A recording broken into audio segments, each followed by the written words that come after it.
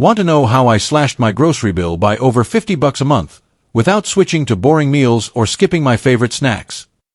In this video, I'm giving you all my best hacks, from smarter grocery shopping, to eating out less without feeling deprived, to using leftovers like a pro.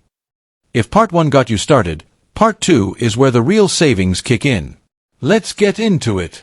Last time, I showed you how I track my food spending, set a realistic budget, and plan my meals every week to take control of my food expenses. Now it's time to dive even deeper. Because once you have a plan, the next step is executing it without overspending, and that starts at the store. In part 2, I'll share my top grocery hacks that actually work, how I drastically reduced takeout without sacrificing cravings, my secret to making leftovers exciting, not boring, and all of this helps me save over $200 a month, consistently. Alright budget fam, grab your envelope and shopping list, because we're headed straight into the heart of smart food saving. Section 4. Grocery shopping hacks that actually work. Alright y'all, let's talk groceries. Because meal planning is one thing, but the way you shop can make or break your budget.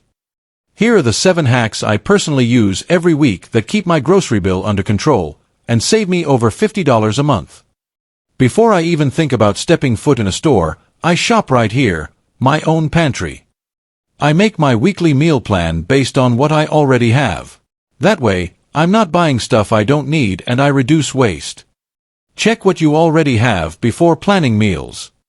Hack number 2. Always go with a list, and stick to it. If it's not on the list, it's not going in the cart, period. This sounds basic, but having a solid list based on your meal plan is your #1 defense against impulse buying. Hack number 3. Shop once a week, max. I used to make quick runs to the store 3 to 4 times a week, and each quick run cost me $20 or more. Now I shop once a week, with my envelope in hand. That's it. No random midweek runs equals no unplanned spending. Overlay tip. One weekly haul saves more than you think. Hack number 4. Use store loyalty apps and digital coupons. I check my grocery store's app before I leave home. I clip digital coupons and check what's on sale. No extreme couponing required, just an extra 5 minutes of prep. Even saving $5-10 a week adds up fast. I also stack store sales with meals I was already planning. That's strategic shopping, baby. Hack number 5. Don't shop hungry. I always eat something before shopping, even if it's just a snack. If I go in hungry, I come out with snacks I didn't plan for. Shopping hungry equals impulse snacks equals busted food budget. Hack number 6. Use a calculator as you shop. As I shop, I add prices up in real time. That way I know exactly how much I'm spending before I even hit the checkout. Overlay tip. Stay under budget in the aisles, not just at the register.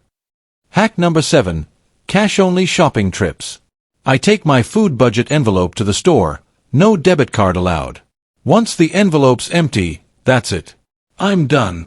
This one habit alone helped me break the cycle of overspending at the store.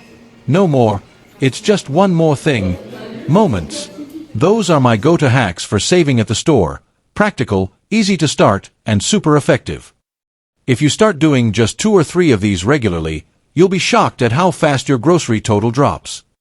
Coming up next, I'm tackling one of the biggest budget busters, takeout. Let's talk about how I finally curbed my food delivery habit without feeling like I was missing out. Section 5. How I cut takeout without feeling deprived.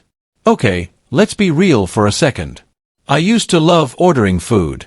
After a long day, that delivery app just looked way too tempting. But the truth, I was spending over $150 a month, sometimes more, just on takeout. It hit me when I looked at my cash envelopes and saw how much of my grocery money was going straight to fast food. I knew something had to change. Strategy number 1. Budget for a little takeout, not zero. I didn't go cold turkey. That would have made me quit. Instead, I gave myself a small takeout budget, about $25 a month. This gave me permission to indulge without guilt. When it's gone, and I don't touch my grocery envelope to order food. Overlay tip. Small treat budget equals fewer regrets. Strategy number 2. Recreate my favorite takeout meals at home. I started making my go-to takeout meals at home, Chipotle bowls, stir-fry, even homemade pizza nights. Not only did I save money, but I started enjoying cooking again. I even found copycat recipes that taste better than the real thing. Strategy number 3. Prep for lazy nights. Let's be honest, most nights I ordered out because I didn't feel like cooking. So I started prepping easy backup meals.